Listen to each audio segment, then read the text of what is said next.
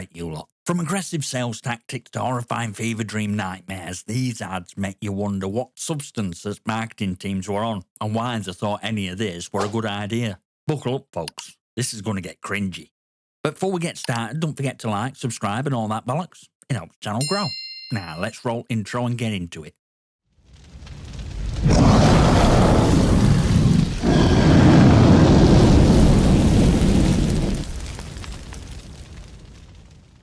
Alright, kicking off our cringe fest at number 10 is Legend of Zelda rap from 1987. Man, this one is a relic of its time. A time when marketing executives thought that rapping about medieval fantasy game were key to getting kids hyped. Picture this. Two awkward pre-teens draped in 80s fashion sitting in front of a CRT TV, popping in Zelda on NES. Suddenly, they bust out bars so stiff they make Siri sound like Eminem. It's the Legend of Zelda and it's really rad. Those creatures from Ganon are pretty bad. Yeah, someone actually got paid to write that. Old lad looks like Nintendo kidnapped two random kids, shoved a microphone in their faces and told them, "Right, damn it, fate or our sales depend on it." Choreography? Non-existent. Flow? About as smooth as a scratched NES cartridge. And sheer second-hand embarrassment? Off charts. Worst part? You just know that somewhere out there, an aging ad executive still brags about how they were genius behind this lyrical catastrophe.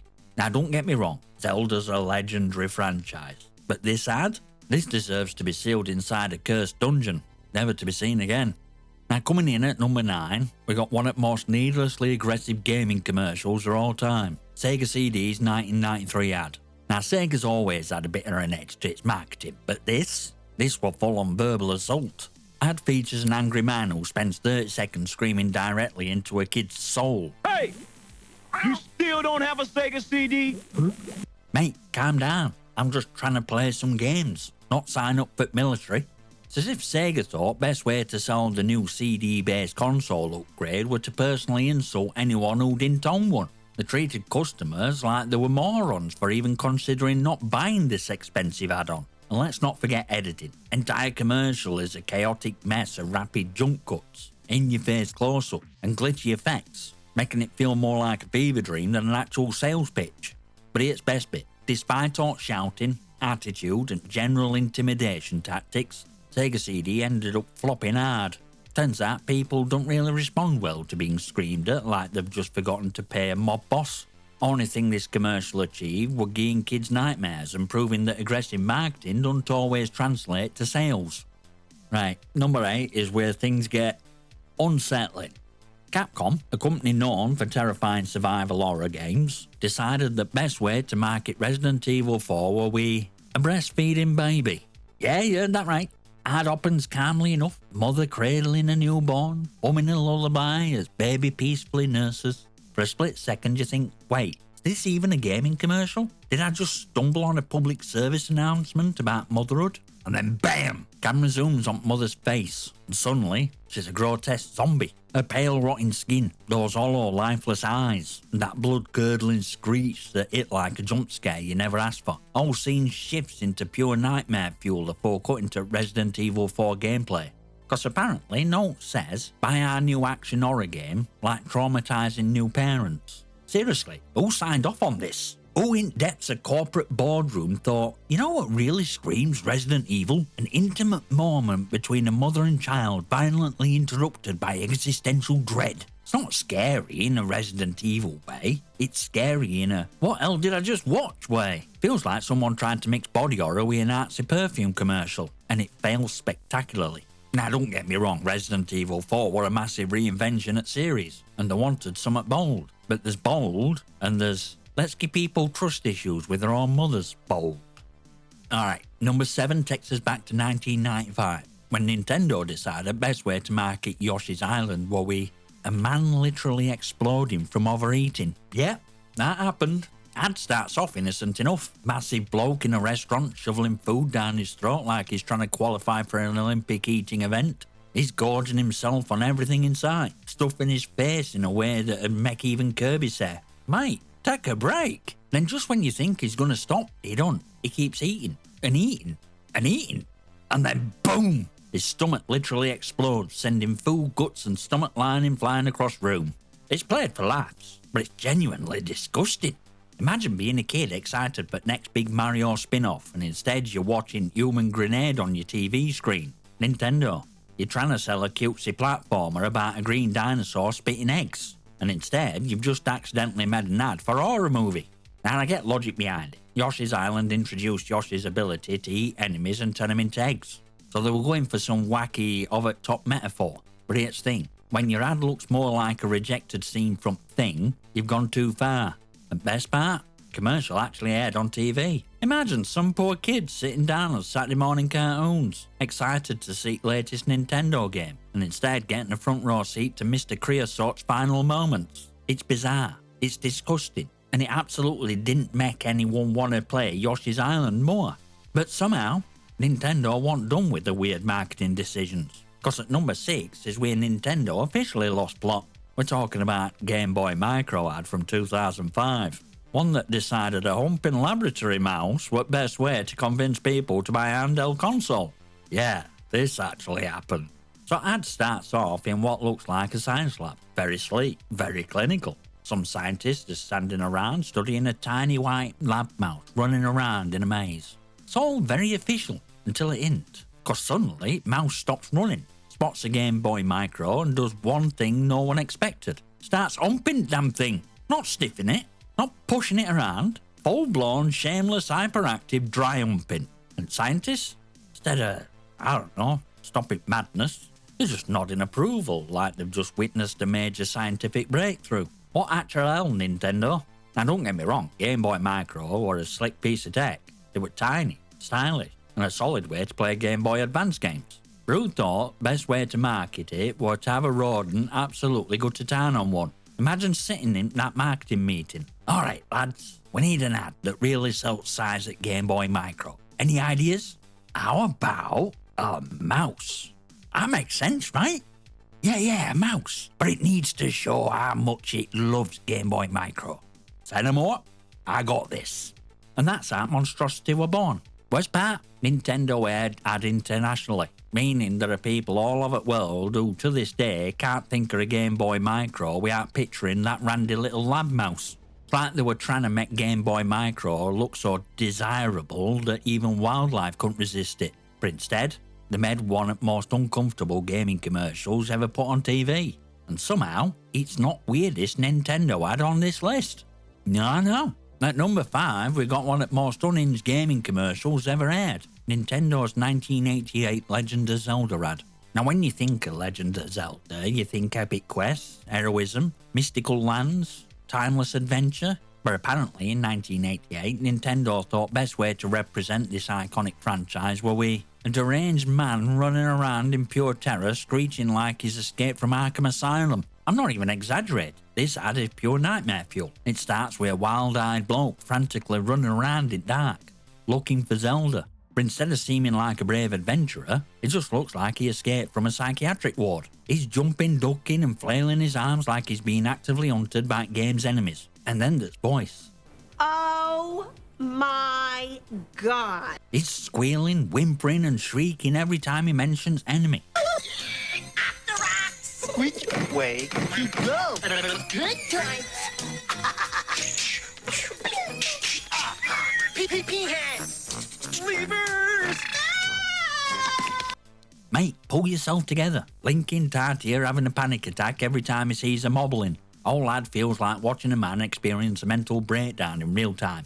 But instead of getting help, Nintendo just slapped a sales pitch on it. And then grand finale, narrator it says we... A never-ending adventure new for your Nintendo Entertainment System. Never ending? That's not enticing. That sounds like a threat. As if this poor bloke is trapped in some kind of eternal nightmare, forever running from tech tides while screaming for his life. Seriously, I have so many questions. Why is he so afraid? Did no one tell him Zelda's not a horror game? Why is he looking for Zelda like she owes him money? Who at Nintendo saw this performance and thought, yeah, this is exactly how we sell one of our biggest franchises. I mean, imagine showing this to anyone unfamiliar with Zelda. They'd think it were a game about being relentlessly stalked by shadow demons. And yet, despite absolute fever dream or an ad, Legend of Zelda went on to become one of the greatest gaming franchises of all time. So I guess even Nintendo couldn't sabotage their own success, no matter how hard they tried. But speaking of bizarre marketing decisions, number 4 is when Nintendo or Australia decided to absolutely mock hell out of their own customers. Back in 1987, most gaming commercials were all hype, excitement, and making kids beg their parents for a new console. But Nintendo thought, nah, let's bully them instead. Enter "You Can't Beat Us" commercial. An ad so aggressively condescending that it feels like a personal attack. Ad kicks off with a deep, ominous voice like something after a cheesy 80s sci-fi movie. And instantly, you know this ain't your typical game commercial. That creepy robotic face appears on screen, staring you down like it's about to drag you into Upside Down. This thing looks like a rejected Doctor Who villain, and it proceeds to tell you that you're too weak, too slow, too pathetic to handle power at NES. Mate, I just wanted to play Super Mario Brothers, not get publicly humiliated. And then ad really leans into its playground bully energy, flashing footage of various NES games while voice keeps repeating.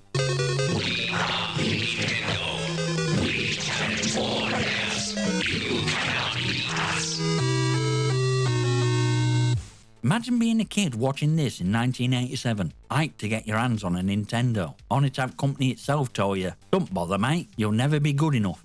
Like, was this meant to be a challenge? Were Nintendo trying some kind of reverse psychology marketing where they make games sound so impossible that kids would feel personally attacked into proving them wrong?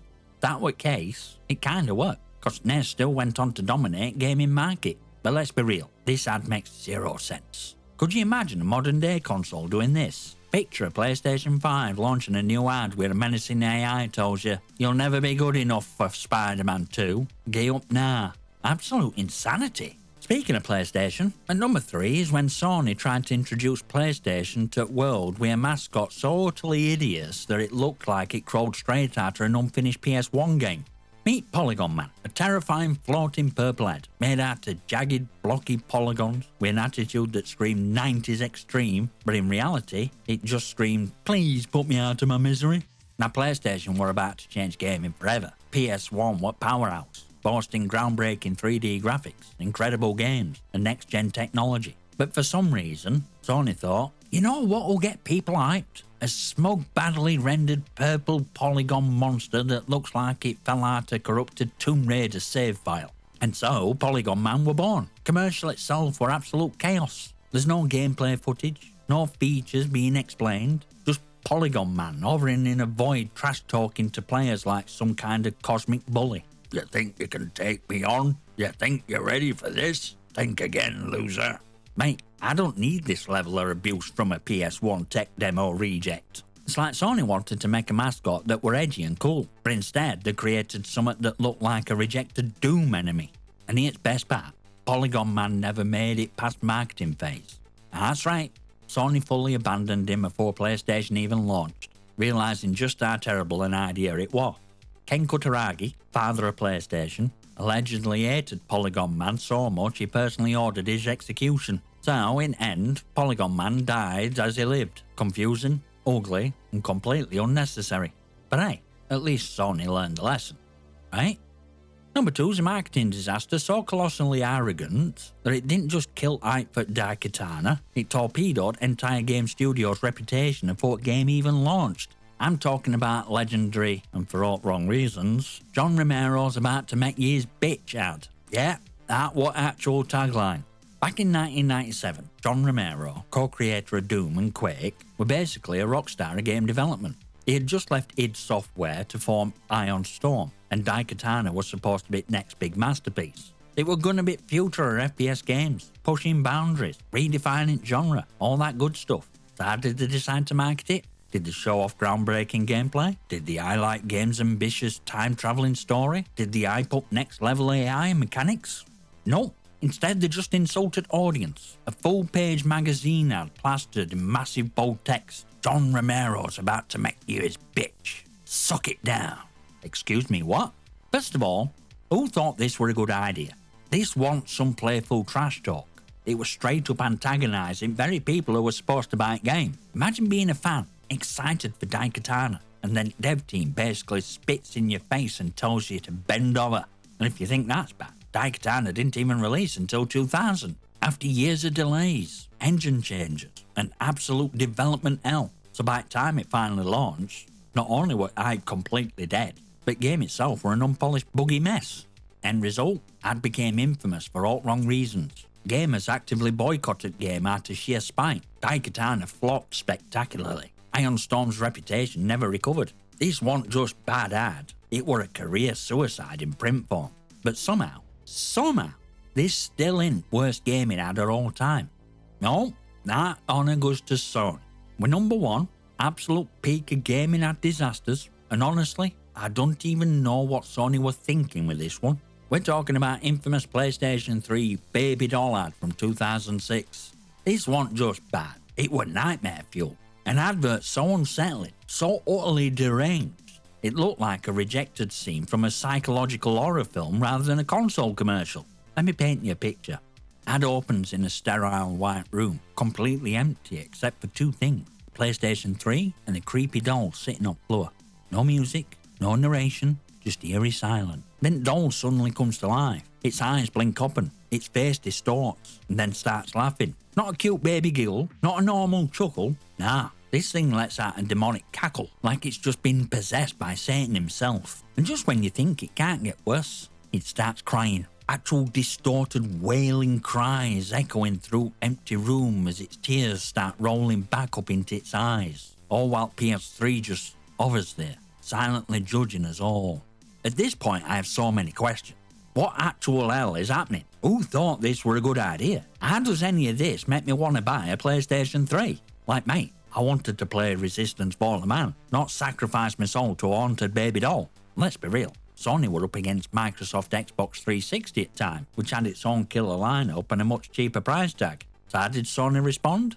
By running this eldritch horror and advert, making potential customers think they were about to purchase a cursed artifact instead of a gaming console. This wasn't just a bad ad, it were an ad that actively repelled people from buying PlayStation 3. Instead of showcasing games, hardware power, or new features, Sony decided to traumatise an entire generation of gamers. To this day, it remains one of the most baffling, disturbing and hilariously awful commercials in history.